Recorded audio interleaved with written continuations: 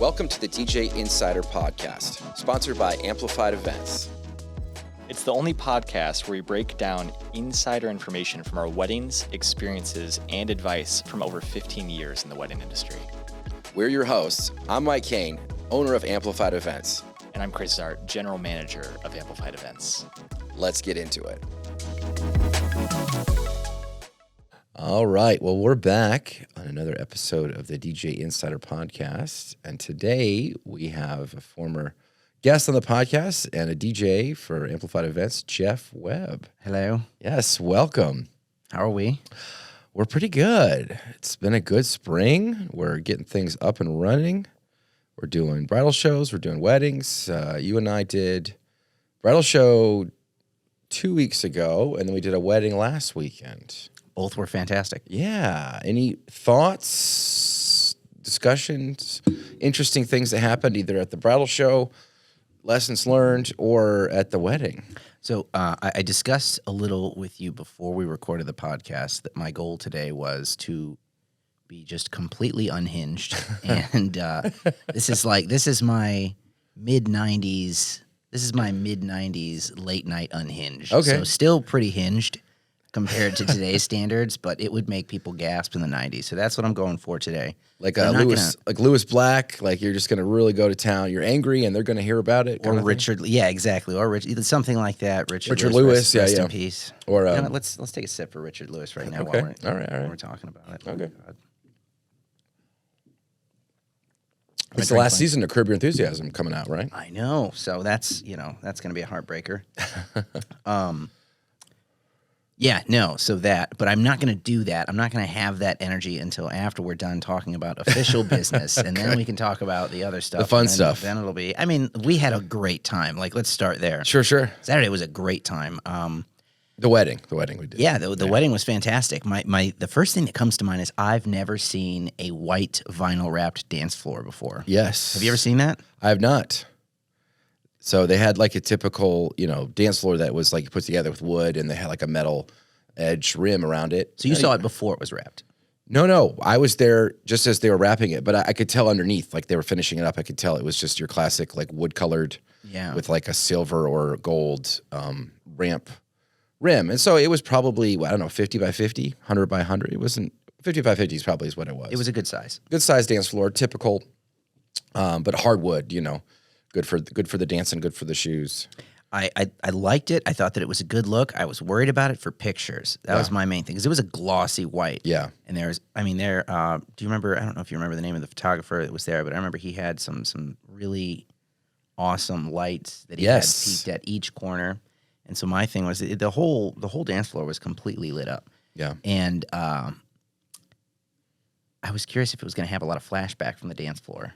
And then the other thing that I had from it was I noticed that somebody, whether it was somebody, I don't know what it was. It wasn't us. I know it was that. It was not us. It was not us at all. We were the floor is lavaing. Yes, we went out and around. We did not touch that thing. No, we were afraid. While it was being wrapped, after it was being wrapped, we didn't touch that thing. The whole night, even after it's got. No, I didn't set foot on that dance floor not one time. Not one time. No, I built that dance floor, but I did not set foot on it. There was probably a foot long black gash in it that just like right before anybody got there, and nobody's gonna notice that kind of thing, especially when you have somebody like you. Here's the ass kissery.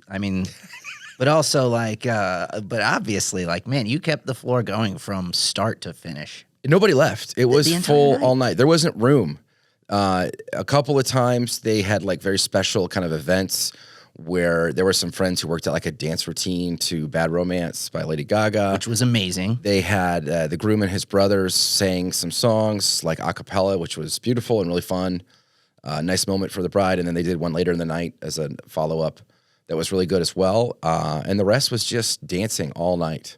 You have no ego when it comes to your job. Oh, yeah. Like at all. And I've watched people just I guess there's a time where you started you started the dance floor and it was fantastic. You kind of went like how you would want to start it, and it started it. You went 2-3 songs in. By the third song, there was a couple that was doing like you said, a dance routine to Bad Romance. And it was epic, and people were like crowding around. It was a cool moment. It was intense. Like it was. I got a video of it. I got a couple pictures. I think. Yes. And And I remember, it was, all right, let's shift a little bit more to what the bride and the groom originally intended and what they wanted for their dance floor. And you were like, okay, that's fine. And you did it. And it still worked. And you still mixed everything in a fashion that worked and made everything thread from point A to point B. But I could tell that wasn't your intended playlist for the night. Oh, no. I had to adjust. I had to adapt. Like, I had some things, I try to, typically my process, of course, I meet with a couple, I look at their music, and then I'm also looking at how their guests are responding to their music. And then I'm also thinking, oh, they have this song on their playlist, and they have this other song. I know a song that works right between those, that will blend, that their crowd will love, that people are going to respond to. And if they don't, they're not going to get more of that. I'll cut out of that. Yeah. And so, that was kind of what I was doing. I was doing 2 or 3 songs that were kind of my own that I thought were good blenders.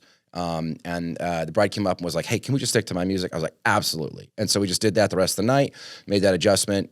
Not a problem. I wasn't upset. I was really glad that she came and told me that. I'd much rather that. And that's what I talked about when I meet with my couples. Like, tell me what you want. Because you get one shot. Like, if I'm not doing something or I'm doing something or whatever, let me know, because I'll make that adjustment, because I want you to have the best night possible. And sure enough, that's what happened. They had the best night possible. It was incredible. They were super happy. Just ecstatically, just a ton of energy. I got to see 2 past couples that I'd worked with.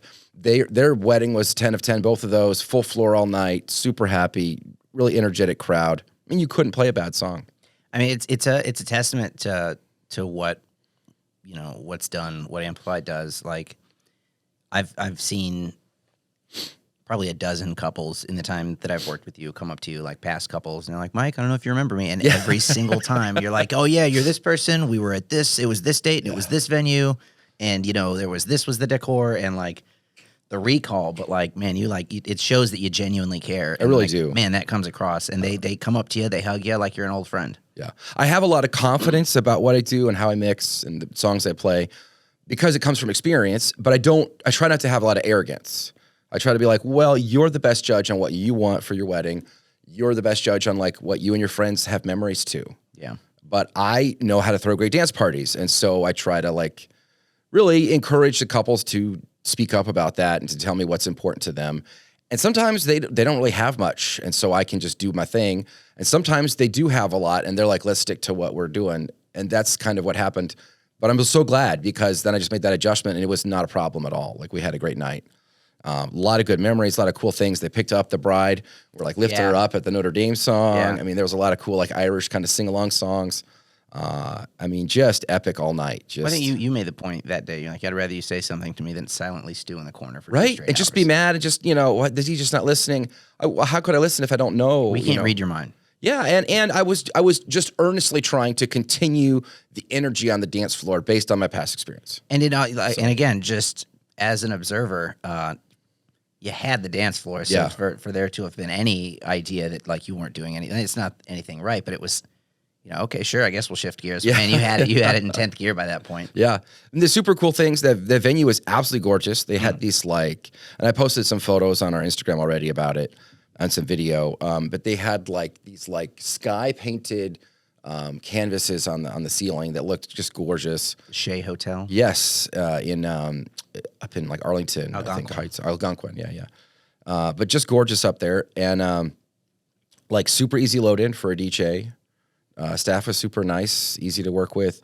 Both the vendors, the photographer, their team, and the videographer, their team were incredible. They were awesome. He already posted a reel of it. I just shared it. It's gorgeous. It captures the moment really well. Those and guys, he uses their first dance song and the edit I did. I did a custom edit for their first dance. So they're like, hey, we don't like the first verse. We do like the second. We also don't like the length. Can you shorten it? So that's what I did. I went in GarageBand, cut out the first verse, mashed it together. So like the little intro, and then start with the second verse, then to a chorus, and then a fade out. And it was like a 1.5 minutes long.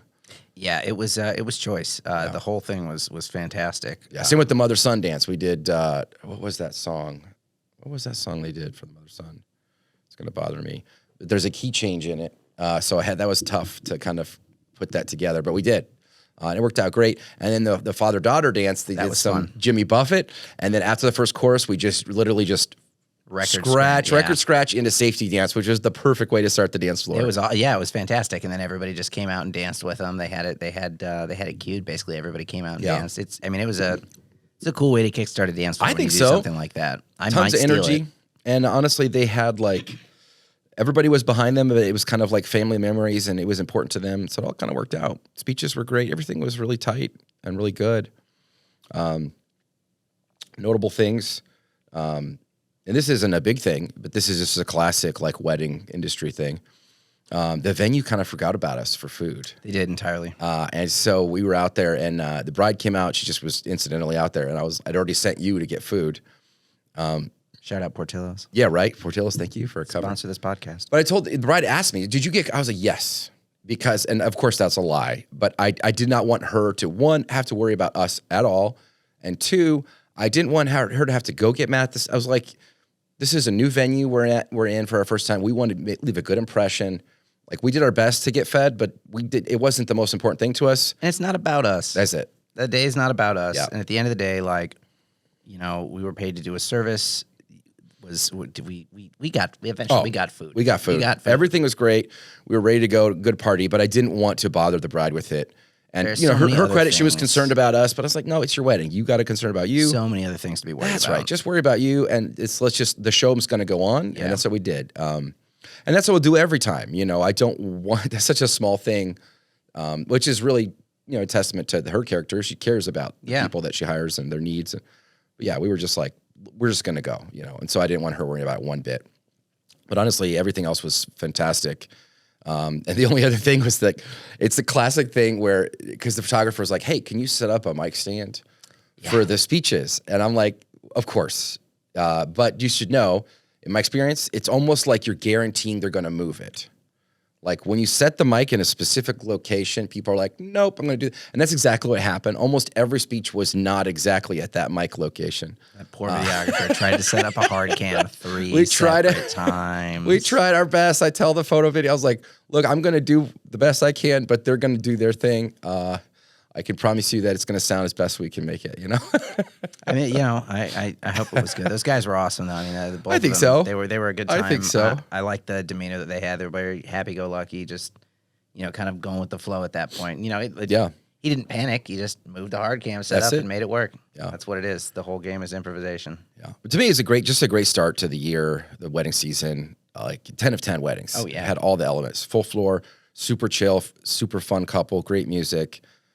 Just really good flow in their timeline, really great vendors, and just phenomenal. So I think it's, I don't know, great start. Hell yeah, I'm happy about it. Anything from the bridal show that we did stand out to you? To me, like, it was a really good turnout. We had some good conversations. We booked somebody, but it was really chill. It was really good energy. I think with bridal shows, it can always be, it can be, if you're in the wrong environment. I don't like to do the expos anymore. That's just me. I think. Is it because of how large they are? Yes. It's just too many people. It's too loud. You're kind of crushed together. And I feel like it just becomes, I don't know. It's really hard to demonstrate your value, to have a real conversation with people, to connect. It's literally just about giving your cards out. Yeah. Which I know they get a bag full of cards and then they're going to just throw them away. And if you give out swag, fine. You're giving out pens or koozies or mugs or whatever, something cool. But either way, they get free swag. But then again, I doubt that actual equals into bookings. It's also a numbers game at that point. Yeah. I mean, how many DJs are going to be in a large expo like that? I don't know, 20 or 30? And we may have been one of 3, I think, that were there that day. Yeah, or 2. It wasn't crazy. Yeah. And honestly, we went around. We tried to use it for networking. We tried to get to know people. And that ends up better anyways, because it was like, oh, when we're booked, we'll send it to this DJ. When they're booked, they'll send it to us. And I think that was the thing that I learned. That was my first show that I've gone to, and I think that was the thing that I learned is that it's more about networking. I think. Yeah. Maybe not more, but at least in those kind of ones. The expos can be that way too, but you need a lot of people because you'll have But it was nice to actually have a chance to talk to these vendors yes. and they don't have their hair on fire and they're running around trying to do 500 things on the day of. Yeah. And talk to the couples too, to actually connect and answer questions about their wedding and answer questions about what we do and to get to know them. And it just equals a much better situation. Plus, we get to see some couples who already book with us. So it's nice to put a name to the face to the name, and connect with them. So that was good. Got another one this weekend, so that should be good. Yeah. And then you've got a show coming up that you've booked. I do. When and where and what is it? May 4th, officially. Well, semi-officially. I mean, we're selling tickets, so it's got to be official. It's pretty official. Here behind the curtain, we're still not under contract, but I know where you live, Chris. Yeah. So I'm picking you up. I'm coming. May 4th at Decibels at On the Rocks in Portage. We got Chris Kattan coming to town. What time is the show? The show's going to be at 8 o'clock and at 10:30. We got two shows. Two shows on May the 4th. All right. So a lot of head bobbing. It's going to be a good time. Yeah. That venue is it's a really good time. I like the way that they have it set up. The space, the space they have elevated setup off to the left. The stage. I mean, everything about it is really quality. It's pretty intimate. It's great setup for comedy. Absolutely. It's a good setup for comedy. I got to see a couple bands there. That's also good. It's originally, I'll be honest with you, it's originally not something that I would have agreed that would be good for comedy. Mm-hmm. Thought it was too elevated.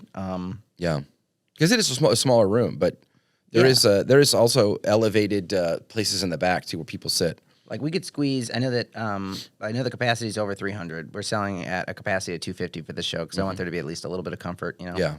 But I thought it was better for it's almost like a theater. Like they built a theater into this setup, and I didn't really like it at first because I'm more of a club guy, you know, closer to the audience. It's a more intimate feeling. That's what I feel like comedy is. But the way that it's set up and the tables are brought to the front and you feel the room when you're at the height that you are in that, it's a really good room for comedy. Yeah.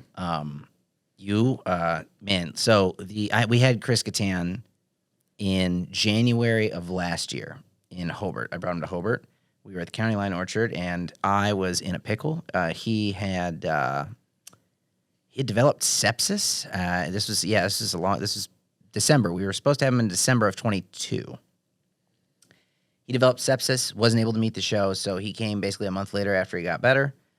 We were worried for a while that he would not get better. So we got better, brought him, and then we got moved to a different location that did not have a built-in sound system, unlike the market, which we had originally slotted to be at. And I came to you hat in hand, and man, you really saved my britches on that one, bud.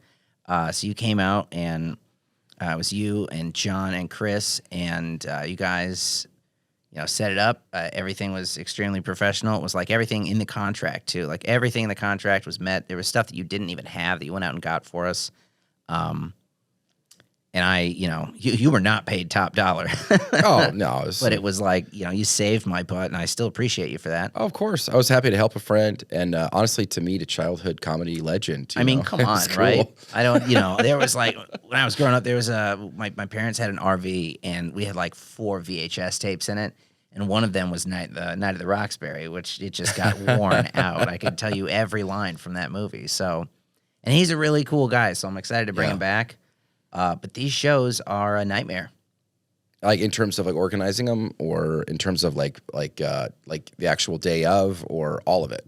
All of it is a different stage of nightmare.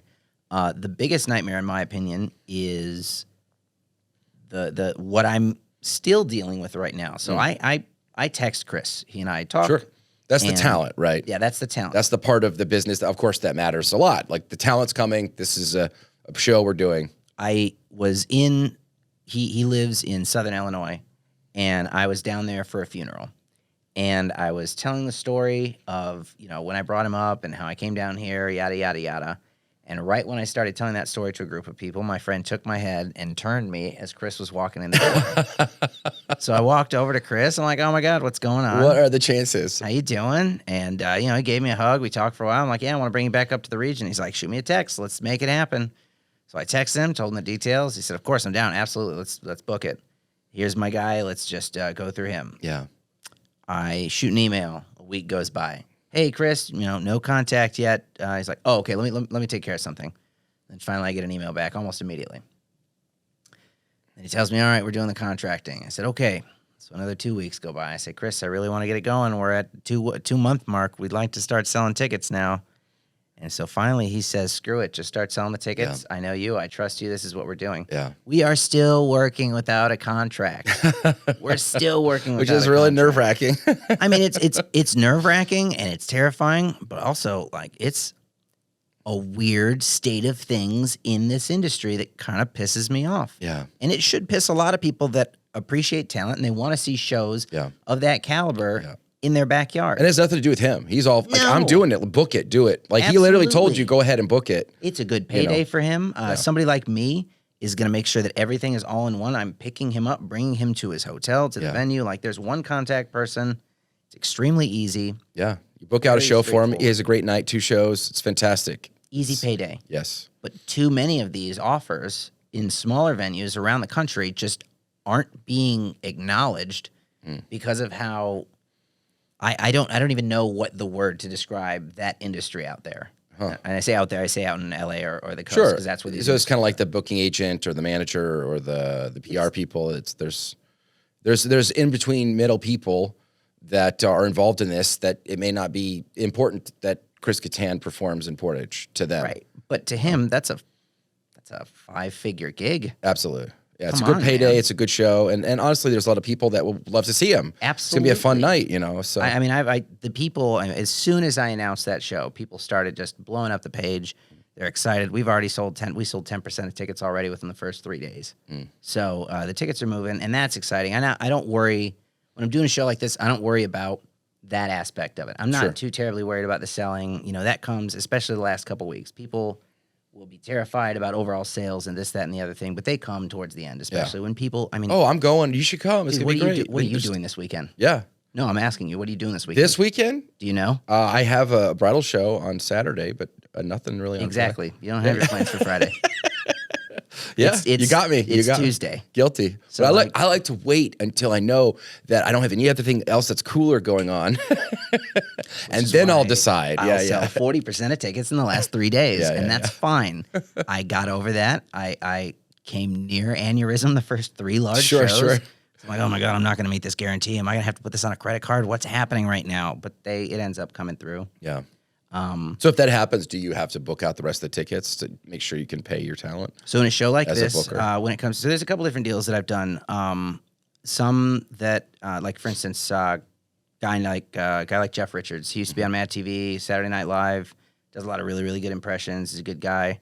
Someone like Jeff, I just offered a flat fee. So I just be like, hey, come on out here, flat fee. This is your guaranteed, paid, Somebody like a Chris. Percentage of the door. Or versus a guarantee. So he's getting a certain percentage of the door versus a guarantee, whichever's more. And I'm fine with that because especially where the number is for someone like him, in a booker's perspective, we know what number we have to hit. We're knowing, okay, I got to sell X amount of tickets. I can sell X amount of tickets with Chris Kattan. Yeah. Even if I have to give him the whole enchilada. Sure. That's fine. It's going to be a great time. I get to go down to St. Louis. And here's the other thing. Here's the fun part about that. The night before, I think I'm going to go down and pick him up. The night before, the White Sox happen to be playing in St. Louis. So I might just drive that extra hour south. That's a great stadium, Bush. I've never been. That's a good state. Oh, dude. And there's an amazing place next door that's like an outdoor, indoor kind of bars, venue. It's kind of like 4th Street Live, if you've ever been to Louisville. It's like that, but it's literally right next door. It's the Busch Stadium there. A lot of places are doing that now. It's cool. Cincinnati, Great American Ballpark has something like that too. Yeah. It's really awesome. Highly recommend. Definitely. Great place to see a game. The Sox are going to be there, man. Yeah. I can't. I'm a massive big baseball fans down there. So it's going to be a good time. So that's the biggest terrifying, annoying, just infuriating part is dealing with the people that are sending over the contract because it's not difficult to deal with talent. It's never difficult to deal with talent. It's always it's when you start gunking it up with the other middle people. Yeah.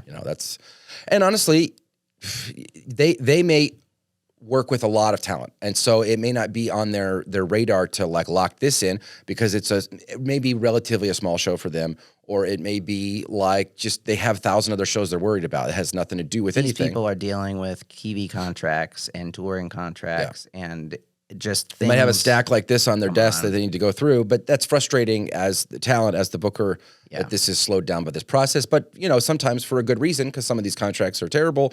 People don't follow through. That's how talent gets hurt, or crazy things happen, or it's a waste of their time. They don't get paid, for the... Which is why I think that it's luckily for me, I've been in a good position to do a lot of networking with some of these guys. Every time I've done a big show, I've, hey, hey man, if you want to introduce me to somebody, I'll sweeten it for you on the back end. Yeah. Like, because it's all quid pro quo. For sure. Everything is quid pro quo. Everybody's trying to do their thing. They want to perform for the people. They want to make their money and get out of there. Absolutely. That's the whole deal. We don't have that come up too much in weddings. Occasionally we'll have people book us who are like, oh, we just need some time to come up the deposit. And again, depending on the situation, sometimes I'll work with them. But generally, as a rule, I'm like, you hold the date with the contract and a deposit. I was gonna say, do you pencil it in for them, or generally I will do that if they're really kind and I know they're kind of for sure thing. But and so far it hasn't bid us. But generally, yeah, I will be like, yeah, it's a contract and a deposit. That's what holds the date. Yeah, that's what guarantees our performance. That's pretty important. And if you cancel, then you forfeit that money. And really, it should be a retainer. It's a retainer, not a deposit. Because a deposit implies that you get it back. Right. If the event doesn't happen. A retainer is like you're retaining our services. We're doing some prep work, some meetings, some stuff in the intermediary. Plus, like we're reserving that talent for you. Right. So that's where it's at right now. And I'm sure it's similar to comedy, but in the wedding industry, we've got so many weekends that are really valuable days for us. And that's why we have that retainer. If, like June 1st, first Saturday in June, like birthday, it's a busy day. As you know, it's a busy day. It's your birthday. It's the day you were born. You chose to be born. Extremely important. It's the day you chose to be born. So, it's an important day. But if somebody backs out, that costs us money, especially if they back out within 3 months or less, because I can't usually book another wedding on that date. No. So that's just lost money for me and my team. On a prime date. And so we need to make money on those dates because guess when people aren't getting married, like January 7th. Yeah. Very few people are getting married then. Or, February 22nd or something. It does happen, but it's not like, the way it is during the summer months. You're not putting them on a wait list. That's right. 6 months of the year, we're really busy. 6 months, we're not. And so those 6 months we're busy, that's like our inventory. And we need to sell those dates to make money for the year so that we have enough money to get us through the off season too, and to pay our staff and to pay our bills and do all those things. And so when people quit or back out or break up or all the things that happen that were the reason they don't have the wedding, it costs us. It costs us a lot of money. And that's why we have a non-refundable retainer. So when COVID happens, oh my God, I remember that. That was a fun thing. Working at a venue to hear a lot of people just like, oh yeah, we broke up, but also COVID, so give us our money back. Yeah. And I try to work with people on that. And in fact, I usually am too generous. It's kind of my issue, my problem. But for the most part, it worked out great. I was able to reschedule with people who I couldn't reschedule with, gave them their money back.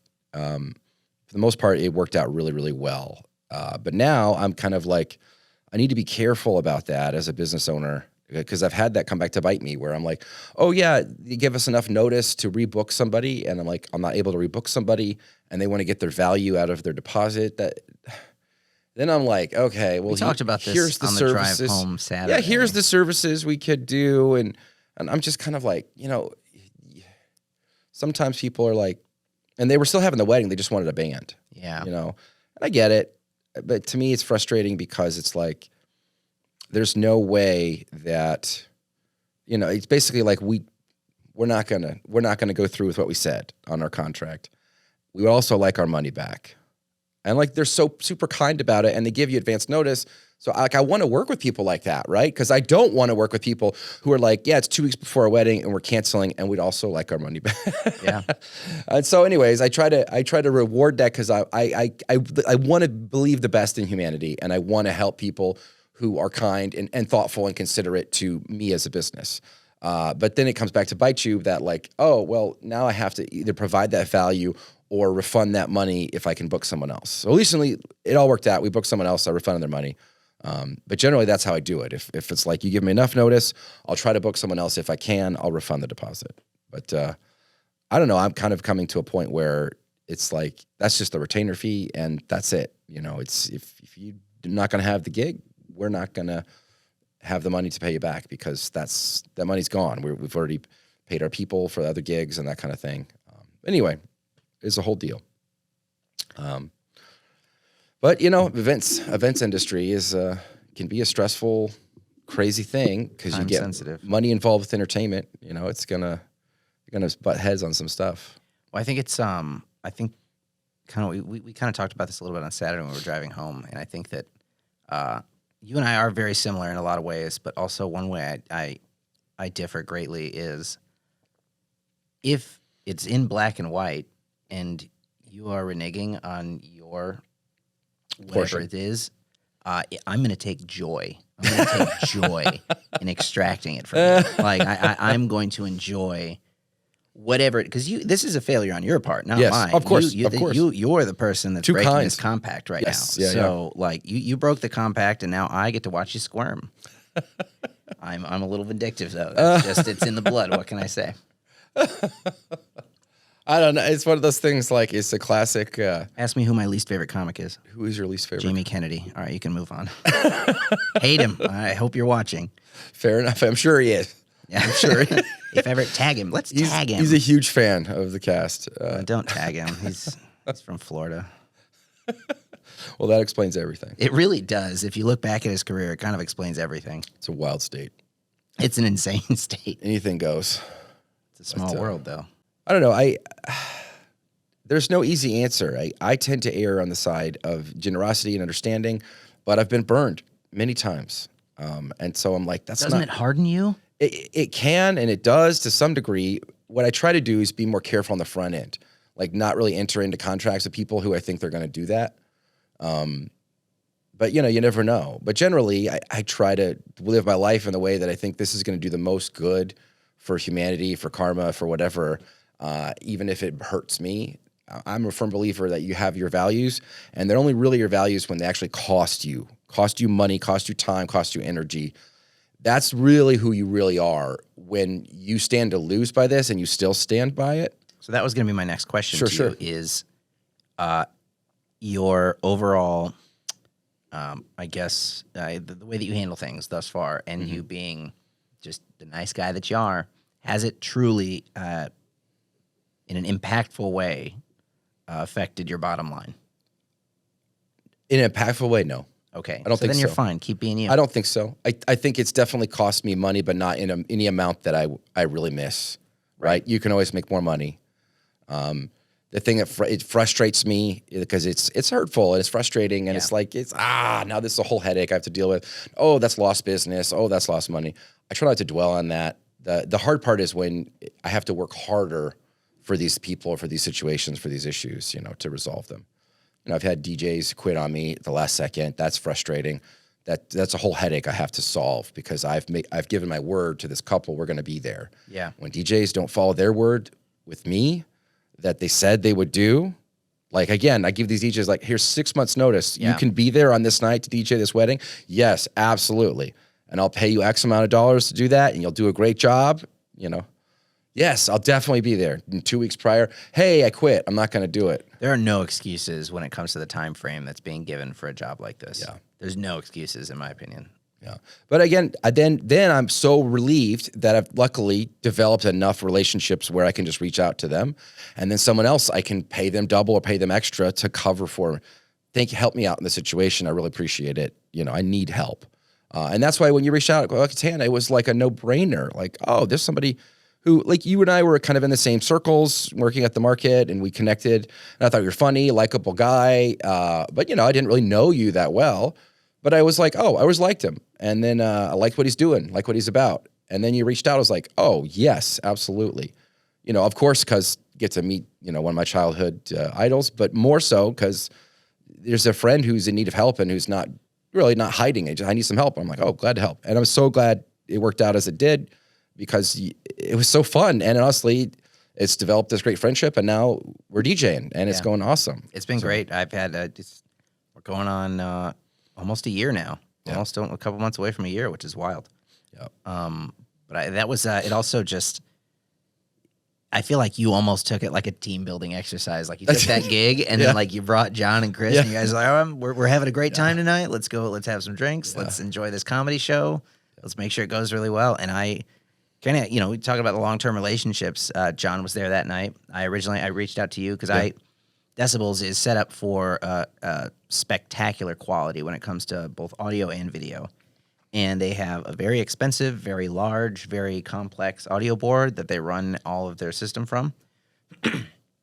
And I pretty much, I didn't have to worry about anything when you guys did the audio for Catan. It was amazing. Like, you talked to him about the songs before. I talked to you about intro songs. You did levels. You made sure that everything sounded crisp, clean, and fantastic. I want that again for every show going forward. So I reached out to you, and I was like, hey, man, like, all you have to do is come run this board for me. Please take money.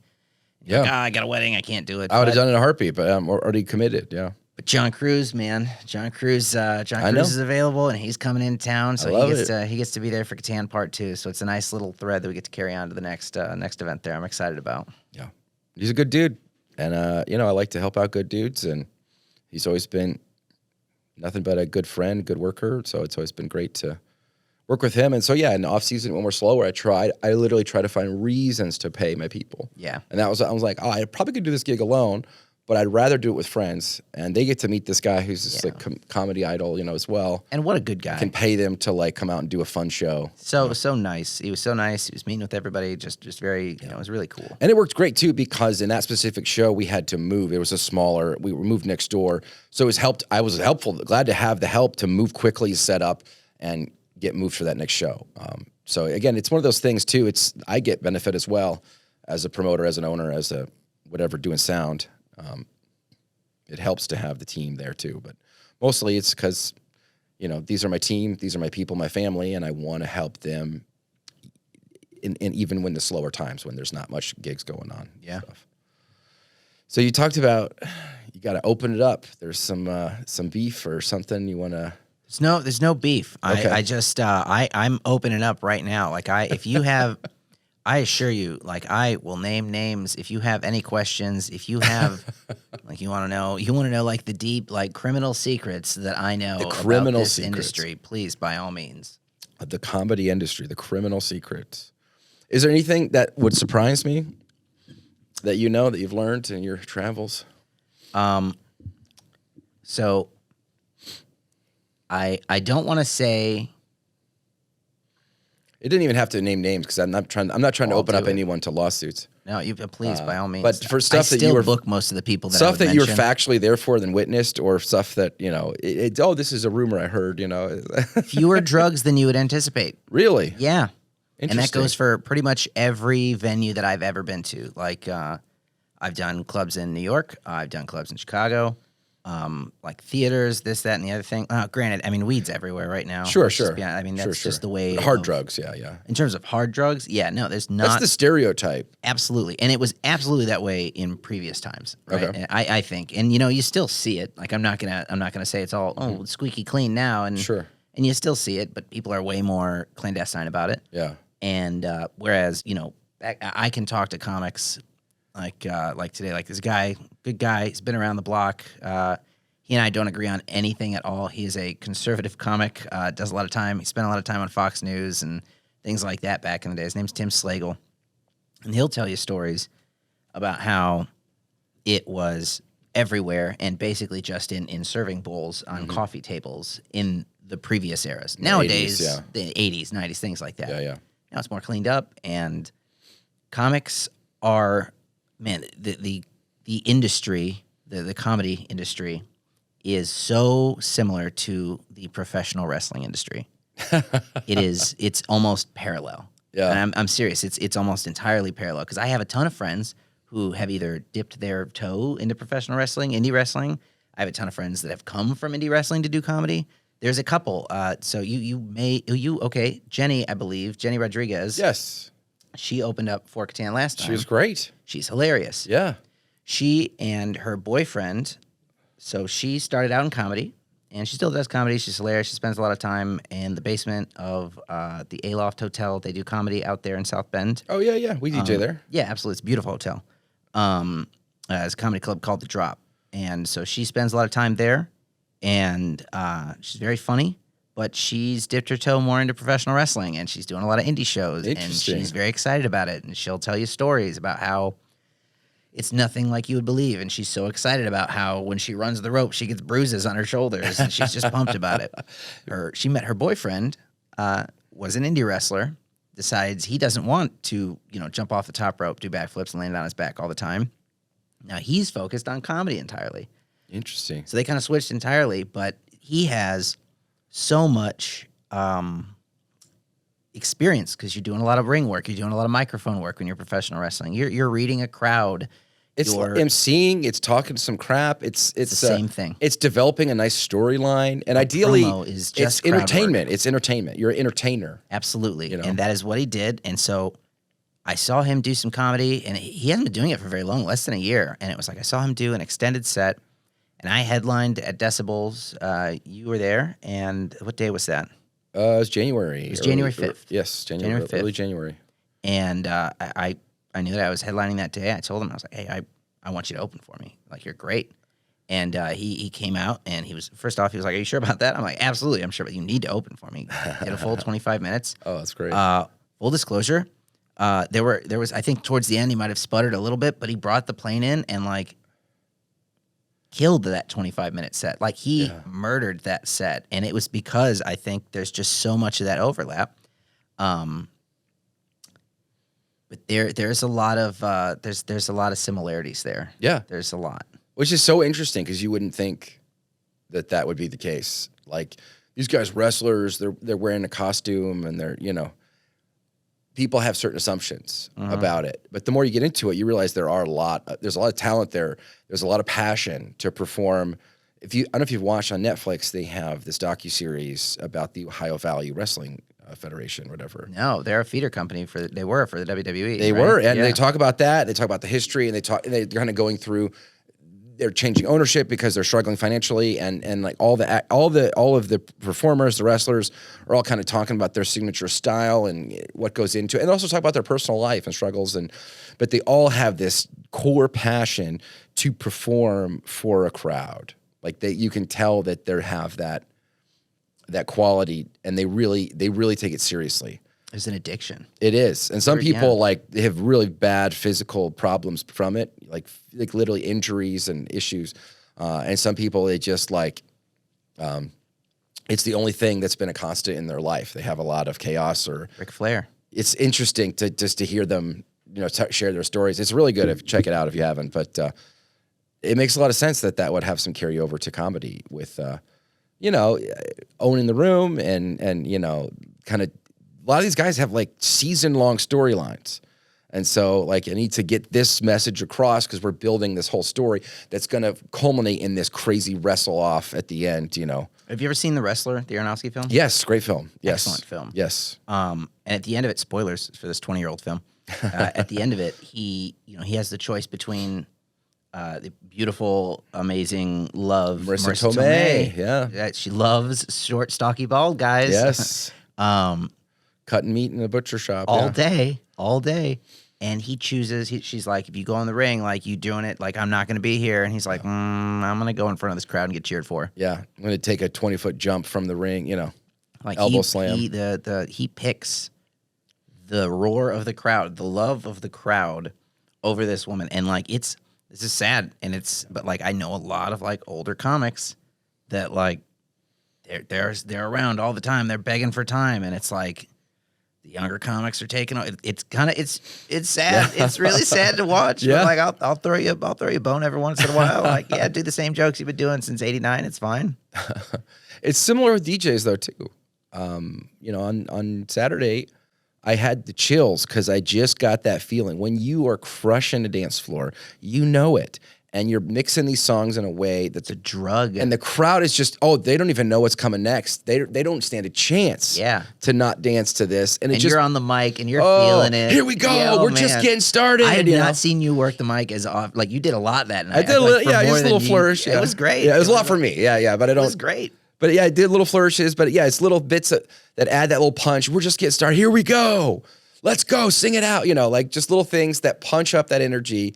When I feel like it's needed or like it's just the moment calls for it. Yeah. I can use my voice to muster this group towards an even more energetic dance floor. There's nothing like it. It's a great feeling. And I've never done a comedy on stage, which I'd love to do. You will. I will, right? It's a matter of time. But I imagine it's similar to that when you're killing it. When the crowd's hanging on your every word, there's this nice relationship you have with the give and take and the lulls and the wait, the pause as the laughter, and then you deliver that line in the precise way, that the perfect timing of it. It comes together in a beautiful symphony of energy and honestly joy. Time is everything, man. Yes. The timing in that is everything. And I mean, you saw it in January. That you got to see, I think, one of my top 3 sets that I ever did. I had a great time. My timing was great that night. I drank way too much on stage. I drank way too much. How many did you count? I thought it was like 13, but maybe it was 9. It was quite a bit. I was worried for you. I was like, you were actually. And I was a little annoyed because they were interrupting your set to like have you take a shot. But you did ask for it. It was part of the plan. Like the crowd they weren't doing anything wrong. But no one was in trouble. And no one's in trouble at all. But as a fan of comedy, I'm like, stop it. He's performing. Stop interrupting him. For context, I asked the crowd. I was like, hey man, like, look, I'm not spending money on this bar. Please bring me some shots tonight. Yes. And every 5 to 10 minutes, somebody else came up with a shot. They're just handing you walk up. Oh, and you let me walk over and grab this shot. Okay, let's do it. But I came back and I was like, back into the it. lawnmower back up and getting going right back where I was, man. But as a DJ, I'm like, oh, that's people coming up to interrupt. I've been running this killer dance set. I've got this awesome mix in my headphone, and I'm about to drop it, and somebody's coming up to request the chicken dance. They're coming up to request something that has nothing to, it's interrupting the art I'm doing right now. Somebody came up on Saturday when you were blaring California Girls, controlling the dance floor like a puppet master. And they came up and they were just like, just saying, No Surrender by Bruce Springsteen would be really good right now. And I was like, look, I love No Surrender by Bruce Springsteen, but do you hear what's happening right now? Yeah. I don't think that's going to work. Yeah. But you're right, though. The second that, when I go on stage, I'm petrified and I'm nervous. I'm like just shaking until I get the first laugh. And then it's like you get that little positive brain chemical that just happened. And okay, now we can go forward. And now I'm a little bit more relaxed. Yeah, clenched. Yes. And then you can just really be yourself and really lean into the performance. The 9 shots didn't hurt either. Right. And then enjoy the performance of it. Enjoy the moment. Really be, that to me as a DJ, it's just like you live for those moments where you just have this great, everyone's just experiencing joy and having fun and just feeling the music, feeling the vibe of it all. And there's nothing like it. And you just like, yes. And I mean, that happens a few times a year. It doesn't happen every wedding. You try to have it happen but there's so many factors that are out of your control with that. But there's times where you feel like you're mainlining the universe and you're exactly where you're supposed to be, doing exactly what you're supposed to do. And here comes another one. Yeah. And I've got them. I've got them in the palm of my hand. And, DJs, comics, and I assume wrestlers now can relate to that experience where it's like, yes. I mean, I assume it's all performers, right? I mean, I've never been in a band. I was in band in high school. That's a fun fact. I played trumpet. But actors, I mean, those kind of like any of those kind of moments. Any kind of performance. Live theater. Stage performers, especially, something like that. Like you're feeling the crowd hanging on every word or every note that you put forth in there. Like it's an amazing feeling. And it's not for everybody. My God, it's not for everybody. Like that's something we discussed. There's a lot of stress and a lot of work that goes into that. There's a ridiculous to make it look seamless, stress. to make it look perfect. Make it look easy. To make it look easy, it's very hard. It's anything but. And there's so many failures and lessons learned to not do that thing. Oh, there's a reason I don't play that song. There's a reason I don't tell that joke or I don't tell it that way because it bombs. Exactly. Or in this room. And you feel that. And like it's the same thing with DJing. Like I have, 20 bits in the back of my mind that I know that I could just put forth at any given moment. You're just ready, fired off, yeah. You have, 50,000 songs and X amount of combinations can work. But not for every crowd, not in every venue, and not for every crowd size. Yeah. Because that's a huge determining factor for both things and for wrestling. Let's keep talking about wrestling. Yeah. That's why people listen to this podcast about DJing. Wrestling. It's the wrestling. Wrestling. Yeah. Grappling. Kazuchika Okada. Come on. Let's hear about it in the ring. Okay, we're talking. Will Ospreay is going to face off against Bryan Danielson at AEW's Dynasty pay-per-view on April 21st. Are you going to be watching? Because I will not be. I'm doing a wedding that night. But the next day, I'm going to be watching. Yes. Point is, you've done weddings. I've been with you at a 60-person wedding. In a small room, and it's hard. I've done shows. Less people's more work. 15 people, 100%. It's hard. We just did that wedding on Saturday for 300 people. Yeah, I'm assuming that it would. I mean, everything you did was great. It would have been much harder if it were 60 people. That's in that right. room. That's right. It's just there's more eligible dancers and more people. It's infectious. That's right. It's contagious. That's right. If somebody else is moving, you're probably going to move too. Yeah. But all the elements were there. The layout of that room was conducive to a good party. They had bars on both sides in the back of the room, head table, dance floor immediately across from the DJ, and then the tables in between. It's perfectly laid out for a great party. The party was in that room. The bars were in that room. Yeah. The center dance floor. If you wanted to get away from it, you can go out in the hall, use the restroom, whatever. But this is where the party's happening. I hate when people walk behind us. I don't like it either, but it so happens. Much. I know. It happens. It really bothers Makes you me. nervous. It really does. Like you're going to step on something. I know that you've told me horror stories where Oh, somebody's people unplugged unplug you. it. We've had staff do that. It's crazy. It makes me so it's incredibly nervous. Like it's like I'm anxious every time somebody walks. I'm like, you're going to knock something down. That's that's a lot of money. I've just had enough mic drops and speaker drops and things that happen where it's just like, I have 2 or 3 backups ready to go to deal with that. And so I don't like when that happens. I like to avoid that happening, but I'm like, that's not the worst thing. It's terrifying. It is terrifying, but it's gonna happen. And when it happens, you're ready to go. And it's great because when that happens, and then the crowd sees how quickly you can like recoup from that, they're like, oh, he's a pro. Like for effect, has anyone ever dropped your equipment like mic drop? Oh yeah, absolutely. Really? Yeah, I don't like that at all. Who would do that? Idiots. Seriously though, people who don't, it's like they want to be cool. They think it's so funny. Expensive. It's very expensive. It's like $900. Oh my God, not cheap. Yeah, it's not cheap.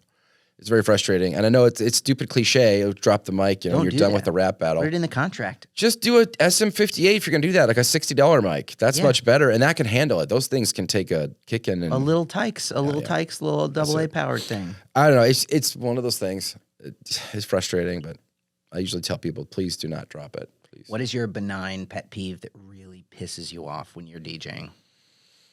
If it happens. I mean, definitely the biggest one, and I've talked about this ad nauseum, is when people come up and they complain about what we're doing and they have no requests, no suggestions to make it better. They're literally coming up to say, are you going to play any good music? Are you going to play something I can dance to? I'm going to leave soon. What you're doing, basically just what you're doing is not good. And I have no ideas music-wise to help you be better. Are you going to play No Surrender by Bruce Springsteen? That's at least they're giving you a suggestion. Yeah. They're giving me a way to please them. Yeah. But when people just come up and express displeasure about what you've been doing, and it's always when we already have a good floor going. It's almost never when there's nothing going on, like when you're dying to get requests, But even if those are people who aren't giving requests. Those are people who just want to complain. Just a contrarian. Yeah. Just a hipster. Are you going to do some cool music, some good music? Well, what is good music to you? What do you like? And then when you put it back on them, they immediately have nothing. Can I get some deep cut Jack White where he's just making noise? Yeah. Lil Wayne. Can I get Wayne's what Lil Wayne song? Spoken word and album. They don't have any. Yeah, they don't have anything. Like they don't. Lil Jon's meditation album. Drake. Okay, give me a Drake song. I'll play it. Sure. If that'll get you off my back and then that'll make you dance and stop bothering me, like I'll play it. Requests don't bother me, but they kind of do. They don't bother me when they're kind and they're polite and I write them down and then they go away. Yeah. They never come back to see if I'm going to play it or not. I've already had people that have come up every single song. Are you going to play it? Are you going to play it next? Are you going to play it next? Next. No, I'm not. I just am like, it's coming or it's not coming or just, I've got your request. If I can work it on, I will. It's not how, I don't have time to explain DJ theory to people. I'm working. It's like somebody coming up and like, are you going to, I'm trying to think of a comedy version of this. People heckling, I guess. People trying to take over and think that they're the funny one and making jokes or basically putting down what you're saying. Boring, not funny, I rarely get heckled like that. Yeah. I embrace that. Yeah. I love getting heckled. Please heckle me so that I can go come full on up. force. Come on up and you say a joke. Let me go full force at you because I won't feel guilty at all. Because I love doing crowd work. I like messing with the crowd. I'm gonna bust chops. Yeah. And have a good time with it. And usually after the show, I'm going to come up to you and shake your hand, buy you a drink, and if you're cool. If they are cool. They're probably not cool if they're doing that. No, but like honestly, no, I mean like if I'm making a point. Like if I'm going out into the crowd and I'm messing with them. But they're a good sport about it. That's the difference. And you're getting a handshake. Sure. And like, thank you so much. Like you made my night You contributed better. to part of the show in a fun way, yeah. Sometimes that backfires. Tremendously. And when it does is when you open the door for certain people. Because when you open the door for certain people, they don't realize that once I've moved on and moved to another portion of my act, I close that door. Yeah. Like this level of communication's over now. That's it. We're moving on to another joke. As a host, I've done crowd work where I'm thinking specifically I hosted for Coffee the last time he headlined, and there was this woman that was wearing big, puffy, white leg warmers. Oh, my. And I messed with her about something. I don't remember what it was exactly, but I opened the door, and she was very much an attention-seeking person. She tried to have a conversation with every single comic for the rest of the night. They're going to want to hear what I have to say. Yeah. They heard it once, and now they're going to hear it the rest of the night. You get that with requests, too. People, you play one song, and now they're the DJ. That's it. I'm just gonna keep giving you songs because that one song hit, you know. Obviously, you need my help. Yeah. Yeah. Clearly, the one song I played, which was a super popular song that you were probably going to play anyways as a DJ, but that hit. So now, bro, they might like by Usher and Lil Jon. Yeah. Now I'm the DJ. Hey, maybe you play a good song. You ever heard of Mr. Brightside? Yeah. You ever heard that song? It's always happens. But yeah, right. It's just you give people a little bit of stage time, and then they want more. They want a glass of milk, you know, all day. So they want a treat. Just want a little treat. A little bit of treats. But Jeff, this has been so fun. I had a blast. I really appreciate you coming on. And for people interested in seeing Chris Kattan perform live, it's going to be May 4th at Decibels at On the Rocks. There are 2 opportunities to see him. 8 o'clock and at 10:30. It's going to be a really, really fun show. I'm going to try and remember who's opening for him right now. I'm putting myself on the spot. I am I'm hosting. Ariel Julie is supposed to be there. She's a funny comic from Chicago. Dean Jernigan, nice. Read books and funny runs guy. The Decibels room. And Joe Tidd. Oh, fantastic. Too. So, yeah, it's going to be a good time. And if you want tickets, you can go to the Forgettable Productions Facebook page. You can go to the Decibels at the On the Rocks Facebook page. You can go to Decibels. They have a website, and man, I wish I knew it right now. But if you just Google Decibels at On the Rocks, it's there, baby. And tickets are available now. Believe it or not, the late show is selling faster than the 8 o'clock show. Okay. So let's see what happens. Let's see what happens. Yeah. Awesome. Well, this has been the DJ Insider Podcast. I'm Mike, and this is Jeff, and we will see you at your wedding or at the Kattan show. Take care. Thanks, guys.